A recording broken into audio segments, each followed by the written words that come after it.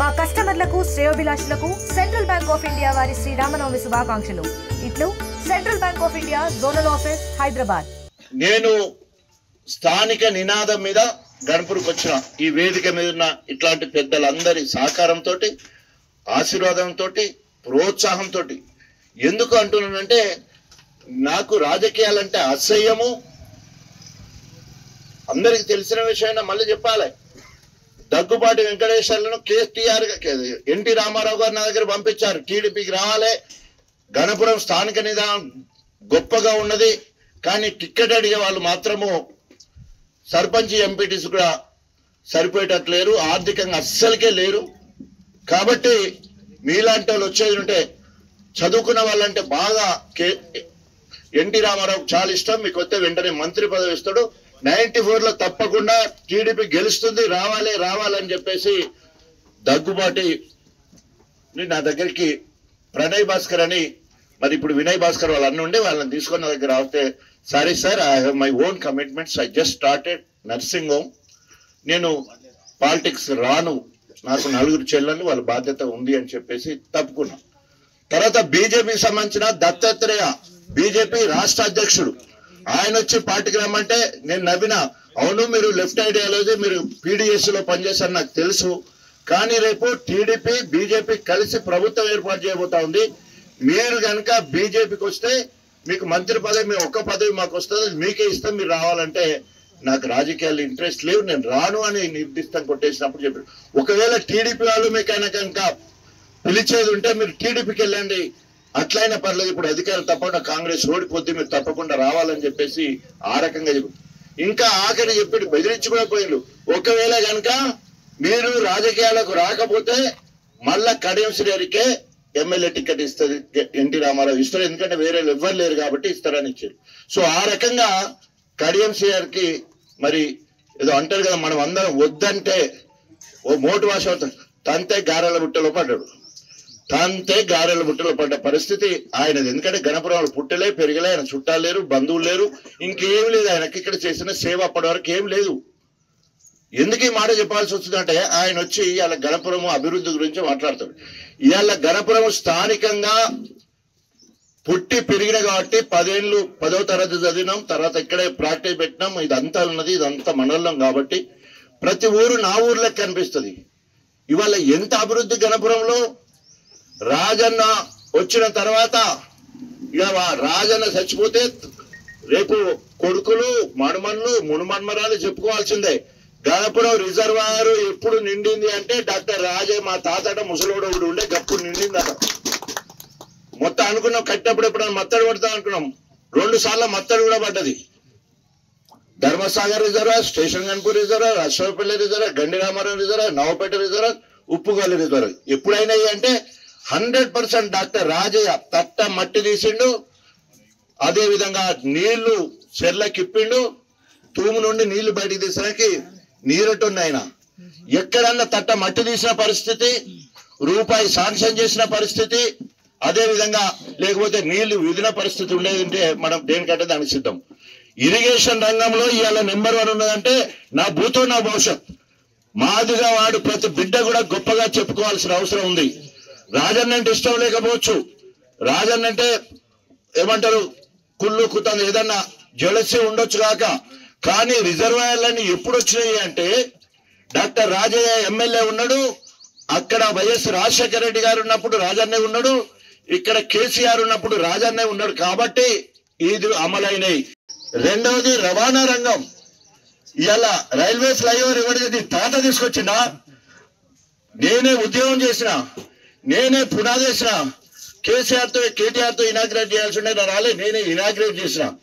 Flyover bridge ఇది పెద్ద necklace లాగా ఖమ్మం వరకు పోయేదానికి లింక్. ఇది ఫ్లైఓవర్, అండర్ పాస్, ఇక్కడ నష్కల్లా అండర్ పాస్, ఫ్లైఓవర్ బ్రిడ్జ్ ఇది తాత చేసిండా? ఏమన్నా పర్వతగిరి నుంచి వచ్చి నేను ముత్తాతలు చేసిండా? ఏమన్నా ఇక్కడ ఎవరు చేసాడు?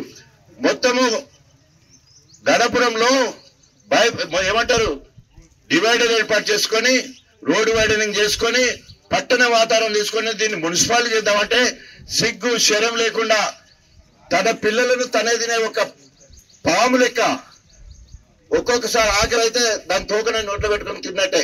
అంత దుర్మార్గుడు. మున్సిపాలిటీ వస్తాంటే ఆపేస్తాడు, డిగ్రీ కాలేజ్ తీసుకొస్తే ఆపేస్తాడు, నేను వస్తే రావాలంటాడు, లేకపోతే రావద్దు అంటాడు.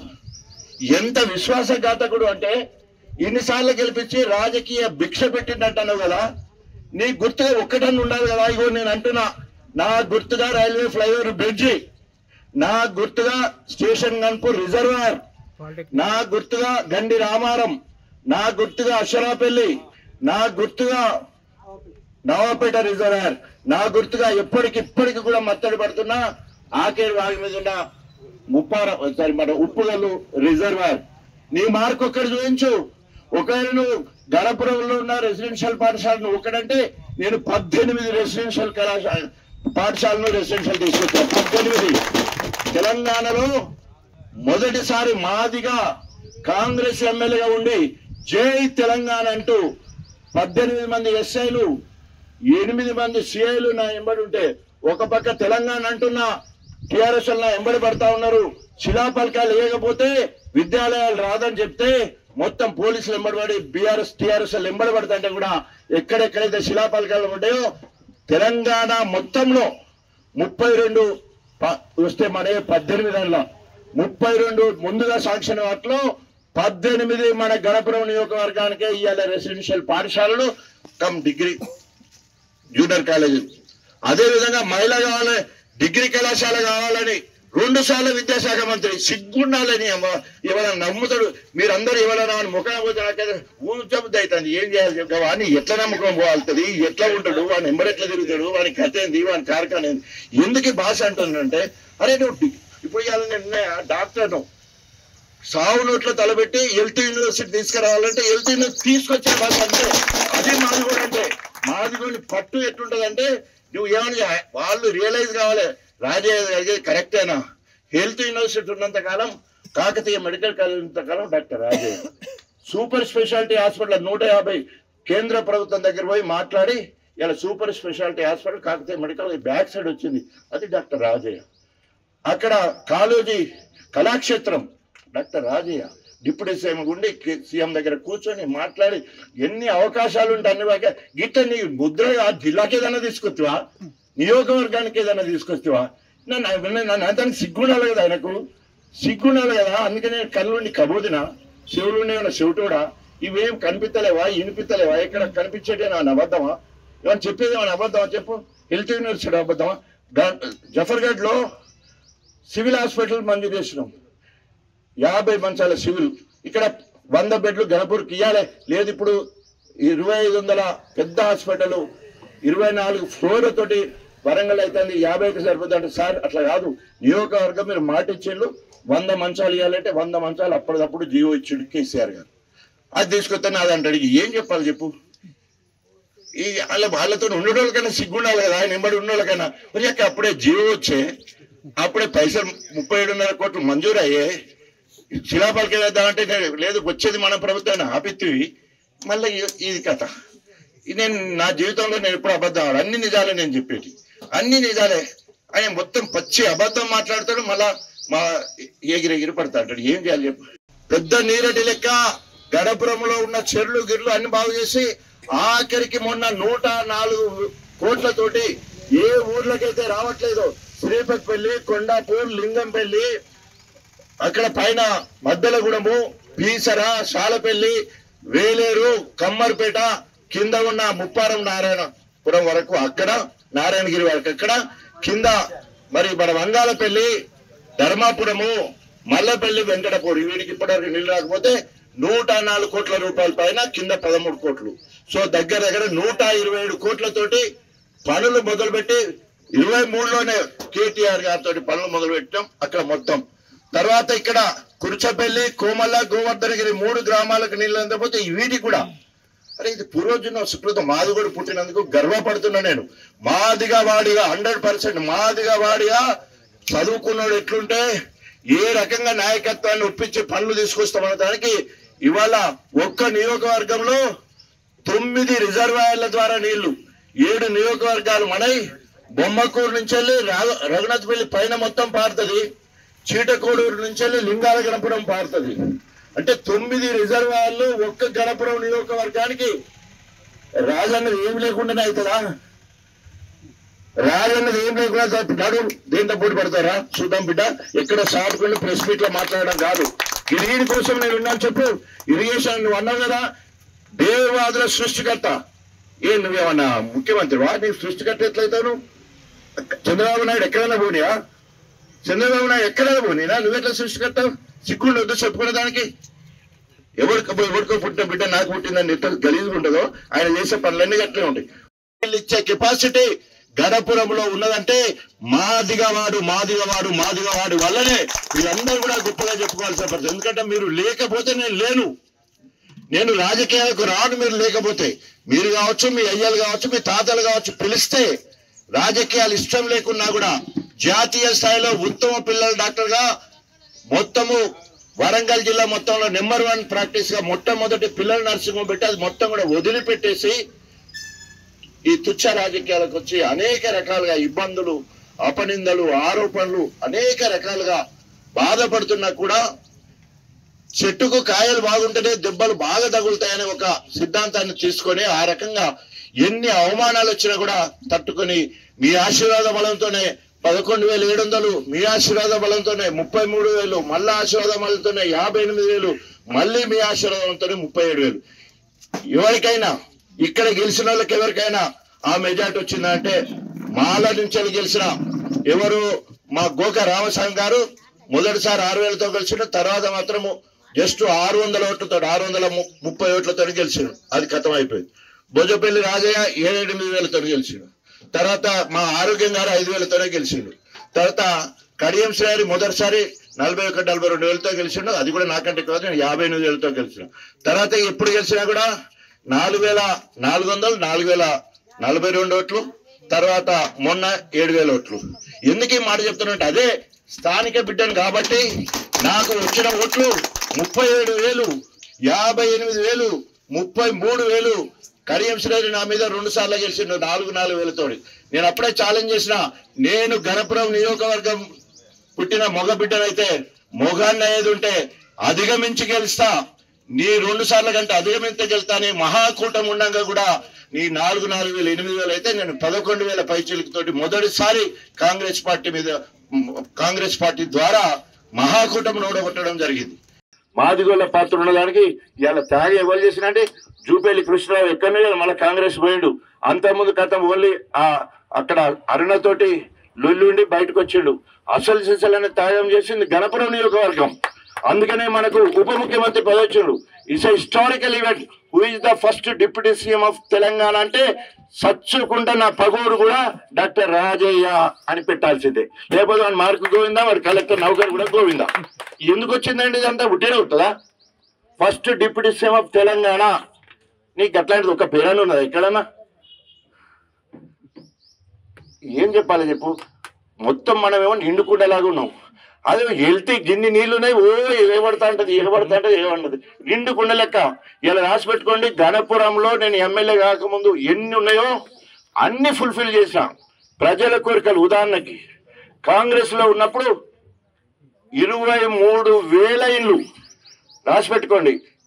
గణపురం నియోజకవర్గం పుట్టినప్పటి కాంచెల్లి ఇప్పటి వరకు ఎక్కువ ఇండ్లు తీసుకొచ్చింది ఎవరంటే డాక్టర్ రాజయ్య.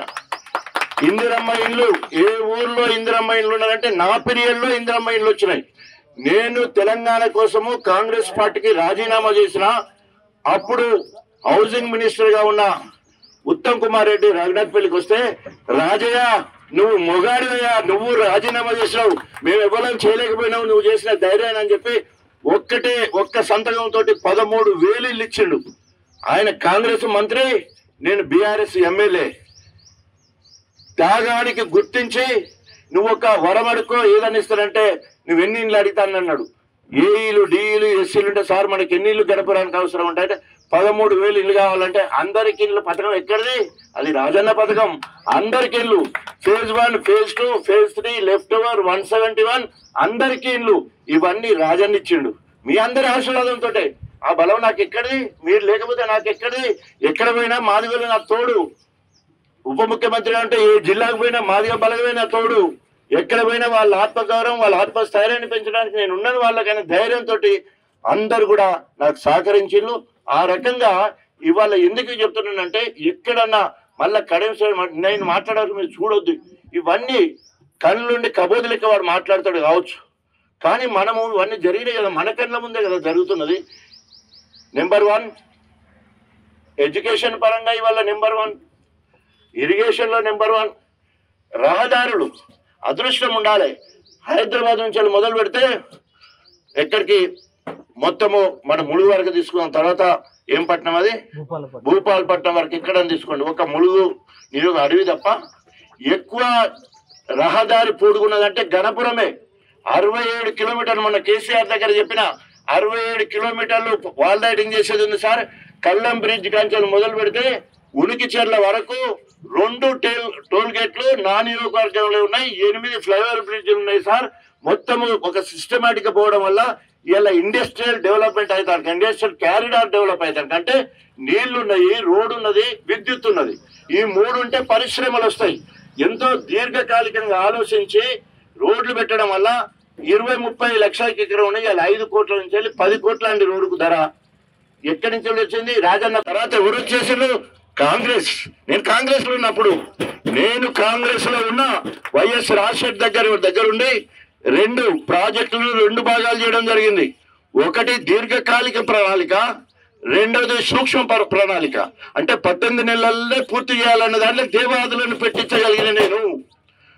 వేరే పెద్ద పెద్ద SRSP కానీ మిగతా కానీ అది 2 నెలలు, 2 ఏళ్ళు, 3 ఏళ్ళు, 5 ఏళ్ల ప్రణాళికలు ఉంటే 18 నెలల్లో పూర్తి చేసే ప్రాజెక్టుకు మంజూరు చేయించి పనులు జరిగేటట్టు చేసింది ఇక్కడ గణపురం నుంచి లేను. వైఎస్ రాజశేఖర రెడ్డి దగ్గరికి ఎంత దగ్గరగా ఉండేదో మీకు అందరూ కూడా తెలుసు.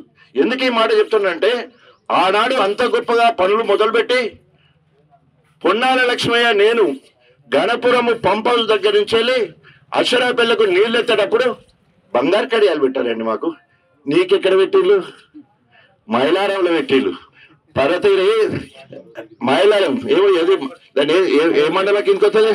రేగొండనా పొలతీరా రాయపర్తి మండలం మైలారంలో పెట్టింది. ఎందుకంటే నీ సూపంత ఎప్పుడంటే నీకు ఇక్కడ పెట్టాలి కదా, నీకు బంగారు కడియం కాదు ఎండి కడియం ఏమైనా పెట్టాలి కదా, లేదా సొట్ట ఏదైనా పెట్టాలి కదా. ఎవరు పెట్టలే కదా, నీకు ఎందుకు పెట్టలేదు? వీడు ఏం చేయలేదు కాబట్టి, ఏమీ చేయలేదు కాబట్టి నీకు పెట్టలే.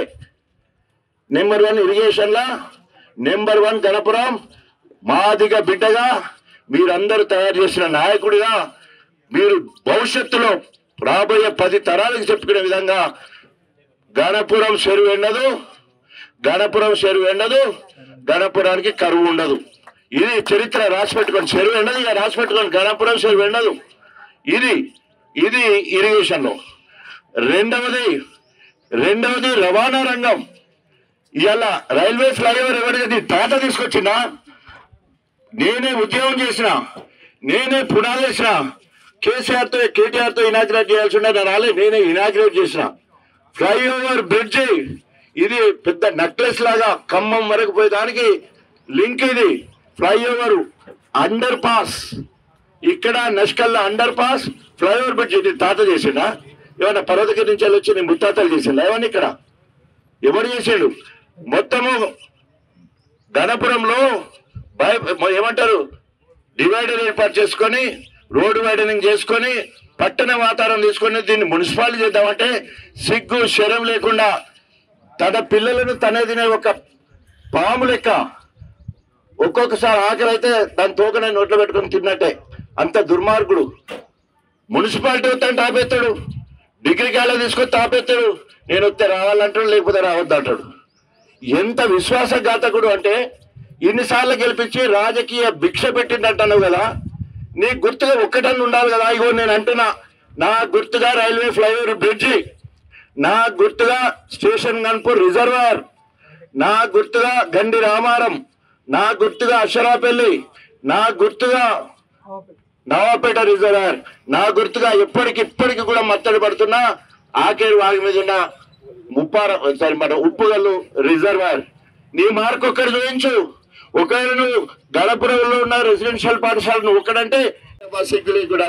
అరే నువ్వు ప్రజాపాలన కదా, ప్రజలు నువ్వు ఊరికి పోతుంటే డప్పులు కొట్టాలి, ఊరేగించాలి, ఏమంటారు కోలాటాలు అనేది ఉండాలి.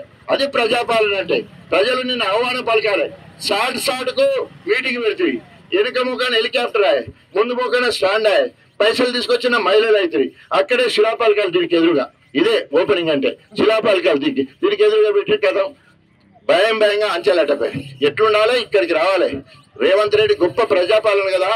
ఎక్కడ హెలికాప్టర్ దిగితే అక్కడి నుంచి ఎగురుకుంటా దునుక్కుంటా ఒక 1000 దప్పులు 1000 మంది కోలాటం ఆడుకుంటూ వచ్చి ఒగ్గు కళాకారులు ఇట్లా మనం ఒక రైతు బంధు ఇస్తున్నాం అంటే కొత్తగా ఎంత హంగామా చేస్తున్నాం. ఎస్ నేను మాదిగొని ఆడుతా పాడుతా డప్పు కొడతా బాస్ దాని కూడా అంటాడు వాడు. వాడికి డమ్మిడికాయ కొట్టమని చూద్దాం. మరి అదేనా నేను డప్పు కొడతాను డమ్మిడికాయ కొట్టుకోవాలి. మరి జమ్మిడికాయ కొట్టాలి కదా. అదే కుల ఆత్మగౌరవాన్ని కాపాడడానికి నేను డప్పు కొడుతున్నా. ఎస్ నేను ఎగురుతున్నా. ఇప్పుడు నాకు 65 సంవత్సరాలు. 4 ఎగురుమని చూద్దాం. ఆయన ఎగురుతారా వాళ్ళ బిడ్డ ఎగురుతుందా వాళ్ళ మొత్తం బంధువర్గం అంతా ఎగురుమని నాతో పోటీ పడమని. అరే పోటీ అన్నిట్లో ఉండాలి భయ్. ఒకటి పదవులు దొంగతనంగా సాటుకు తీసుకుపోయి నేను ఇది అదంటే కుదురుతుందా? అరే నా ఆట మీద మాట్లాడతాడు, పాట మీద మాట్లాడు, నా ఎగురుడు మీద మాట్లాడు, నా తిండి మీద మాట్లాడతాడు, ఇలా అనేది మాట్లాడదు. అరేం చేసినావు చెప్పరా అంటే నువ్వు ఇది తింటావు అది తింటావు నువ్వు ఎగురుతావు పాడు. ఏం భాష అది? రఘునాథ్పల్లి కంచెల్లి నర్మట వరకు, అదేవిధంగా నెల్లుట్ల నుంచి వెళ్ళి జీడికల్ వరకు ఎన్ని రోడ్లు అండి. ధర్మసాగర్ నుంచి వెళ్ళి వేలేరు వరకు పెద్ద రోడ్లు. ఇప్పటి వరకు కూడా బీటీ రోడ్లు వేరే ఊర్లలోకి పోయి చూస్తే సగం బొందలు పడతాయి ఎక్కడ రోడ్లు. మన దగ్గర ఇట్లా బొంద మీద నైజాంతా ఎప్పటికప్పుడు కేసీఆర్ దగ్గర వాళ్ళు సంతకం పెట్టాలి, పనులు చేయించుకోవాల్సిన కథం. ఆ రకంగా ఇప్పటి వరకు ఏ రోడ్లు చూడు మనం ఎంత గొప్పగా అభివృద్ధి చేసుకోగలిగినాం. ఇవాళ రవాణా రంగంలో నెంబర్ 1. ఒక్కసారి ఇక్కడి నుంచి వెళ్ళి ఫ్లైఓవర్ దిగితే జఫర్గఢ్ వరకు ఎంత పెద్ద రోడ్డు, 4 lanes కాదు 6 lanes. ఇక్కడ నుంచి వెళ్ళి తరిగొప్పుల వరకు మన చిన్నపెండాల కాంచెల్లి, రఘునాథ్పల్లి కాంచెల్లి నర్మట వరకు, అదేవిధంగా నెల్లుట్ల నుంచి వెళ్ళి జీడికల్ వరకు ఎన్ని రోడ్లు అండి. ధర్మసాగర్ నుంచి వెళ్ళి వేలేరు వరకు పెద్ద రోడ్లు. ఇప్పటి వరకు కూడా బీటీ రోడ్లు వేరే ఊర్లలోకి పోయి చూస్తే సగం బొందలు పడతాయి ఎక్కడ రోడ్లు. మన దగ్గర ఇట్లా బొందలు కింద నైజాంతా ఎప్పటికప్పుడు కేసీఆర్ దగ్గర వాళ్ళు సంతకం పెట్టాలి, పనులు చేయించుకోవాల్సిన కథం. ఆ రకంగా ఇప్పటివరకు ఏ రోడ్లు చూడు మనం ఎంత గొప్పగా అభివృద్ధి చేసుకోగలిగినాం. మనం ఇండ్లు నెంబర్ 1. ఏ నియోజకవర్గాలు లేనని ఇండ్లు ఇప్పటికి నేను బీఆర్ఎస్ పార్టీ అయినా కాంగ్రెస్ లో 23,000 ఇల్లు ఇచ్చిన. లిటరల్లీ మా ప్రెస్లో ఒకసారి అడిగితే పోయి చెక్ చేసుకోండి. అవునన్నా 23,000 పైచలకు మీ పేరు మీద ఇప్పటికి ఇల్లు ఉన్నాయి. మీ పీరియడ్లో ఉన్నాయి, నా పేరు మీద ఉండవు, మా పీరియడ్లో ఉంటాయి. కాంగ్రెస్ ఇచ్చింది ఒప్పుకుంటా, కానీ ఇప్పించింది తెప్పించింది ఎవరండి? ఉట్టిన ఇస్తారా? ఉట్టిన గణపూర్ అనగానే ఇచ్చేస్తాడా? నేను పార్టీ కూడా కాదు కదా అప్పుడు, బీఆర్ఎస్ పార్టీ కదా నేను. అయినా కూడా ఉత్తమ్ కుమార్ రెడ్డి ఇచ్చిండు. అంటే ఇలా ఇండ్లు ఇచ్చింది ఎక్కువ మనమే, నీళ్ళు ఇచ్చింది ఎక్కువ మనమే, రోడ్లు ఇచ్చింది ఎక్కువ మనమే, ఎడ్యుకేషన్ ఇన్స్టిట్యూషన్ తీసుకొచ్చింది మనమే. సామాజికంగా మనం తక్కువ ఉన్నామా అంటే నేను మాదిగవాడిగా కేసీఆర్, కేటీఆర్, హరీష్ రావుతో 4వ స్థానం అభివృద్ధిలో. ఇది నేను సాధించిన. నా తర్వాత ఉత్తమ జెడ్పీటీసీ ధర్మసాగర్ నుంచి వెళ్ళి ఉత్తమ మోడీ అవార్డు తీసుకున్నాడు. మా బాణాల శ్రీవాణి అని చెప్పేసి తాటికొండ బిడ్డ రెసిడెన్షియల్ పాఠశాలలో స్టేట్ ఫస్ట్ వచ్చింది. 100 కోట్లు తీసుకొచ్చినా అంటున్నాడు. ఎవడు అడిగింది? నేను అడిగింది ఏంది? పెన్షన్లు ఇయ్యి, రేషన్ కార్డులు ఇయ్యి, ఇందిరమ్మ ఇండ్లు ఇయ్యి, మా దళిత రైతులు భూమి లేని వాళ్లకు ఇందిరమ్మ ఆత్మీయ భరోసాకు సంబంధించిన పైసలు ఇయ్యి, లేదా ఆటో వాళ్లకు 1,200 రూపాయలు 12,000 ఇస్తానన్నవి ఇయ్యి, తర్వాత రైతు భరోసా ఇవ్వు, రైతు బీమా ఇవ్వు, ఇవ్వమని చెప్తే ఇంటిగ్రేటెడ్ స్కూలు 200 కోట్లు. నేను మా వాళ్ళని జఫర్గఢ్లో చూసినామన్నా. అక్కడ తట్ట మట్టి తీయలే, అక్కడ గుర్తులు లేవు, అక్కడ ఏమి లేదు. మొత్తం అయిపోయినట్టే మాట్లాడుతుంటారు. 200 కోట్లు అయిపోయినట్టే మాట్లాడతారు. ఇదో ఇక్కడ ఉన్న బిల్డింగ్ తీసేసి ఇది ఎవరైనా ఇంటిగ్రేటెడ్ ఆర్డీఓ ఆఫీస్ కావాలన్నారా? ప్రజలు కోరుకునేది ఏంది, నువ్వు తెచ్చేది ఏంది? ఈ 2 పనులకు మొత్తం కలిసి 250 కోట్లు. తర్వాత ఇందిరమ్మ ఇండ్లు ఎవరికైనా ఇచ్చినా, 1 రూపాయి వేసినా, 1 తట్టమట్టి తీసినా, ఆఖరికి smallest of the small village special రావాలి. ఒక మండలంలో అన్నిటికంటే చిన్న ఊరుకు ఆత్మీయ భరోసా ఇస్తాం, రేషన్ కార్డు ఇస్తాం, తర్వాత దాని పేరు ఏంటి ఇల్లు ఇస్తాం, రైతు బంధు ఇస్తాం, రైతు భరోసా ఇస్తామని 5 పథకాలని జనవరి 26 తారీఖు అన్నాడు. 5 ఒక్కడు కూడా చేయలే. 5 ఒక్కడు చేయలే. ఒక్కడికి రేషన్ కార్డు ఇవ్వలే. It's a challenge. మా వాళ్ళేమో సన్న బియ్యంకున్న విలువ మా దళిత నాయకులు అనగా నేను అంటున్నా కనీసం ఒక కాగితము ఒక్క రేషన్ కార్డు ఇవ్వలేనివి ఆల్రెడీ ఇచ్చే జర దొడ్డు కూడా వాడికి సన్న ఇస్తాను. ఆ సన్నవాడికి ఒడ్లకు ధర తక్కువ, దొడ్డు వాటికి ఎక్కువ. అంటే నువ్వు తక్కువ ఇస్తున్నావు అన్నట్టే కదా వాళ్ళు ఎక్కడ చూస్తే. నువ్వు ఇచ్చేది గ్రేడ్ కాదు. ఆ బియ్యం పేరు చెప్పుకొని ఊర్లు తిరుగుతాను, సిగ్గుండాలి కదా. ఇలా ఇండ్లు ఇచ్చింది ఎక్కువ మనమే, నీళ్ళు ఇచ్చింది ఎక్కువ మనమే, రోడ్లు ఇచ్చింది ఎక్కువ మనమే, ఎడ్యుకేషన్ ఇన్స్టిట్యూషన్ తీసుకొచ్చింది మనమే.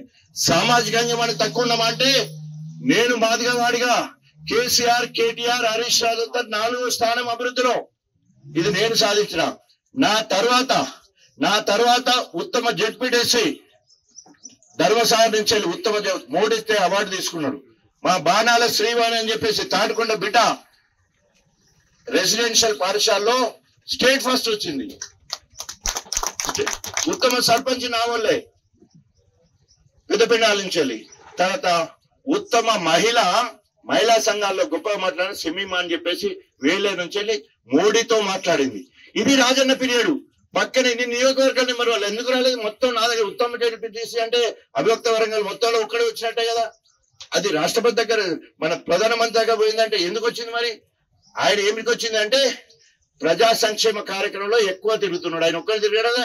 రాజన్ నెంబడి తిరిగితే పేరు, సర్పంచ్ కి ఎక్కువ పనులు ఇస్తే ఆ పేరు. అక్కడకెందుకు మొన్న పల్లె ప్రగతి తర్వాత ఉత్తమ గ్రామ పంచాయతీల విషయంలో జిల్లాలో జనగాం జిల్లాలో 38 వస్తే 3 నియోజకవర్గాల్లో మన ఒక్క నియోజకవర్గానికి 19 ఉత్తమ గ్రామ పంచాయతీ 19. దేశంలో నెల్లుట్ట ఫస్ట్, నా నియోజకవర్గం నెల్లుట్ల లింగాల కనపడం ఉత్తమ గ్రామ పంచాయతీ. ఇవన్నీ ఉట్టేనే అవుతాయా? నీ లిస్టు చెప్పు ఒకసారి చూద్దాం.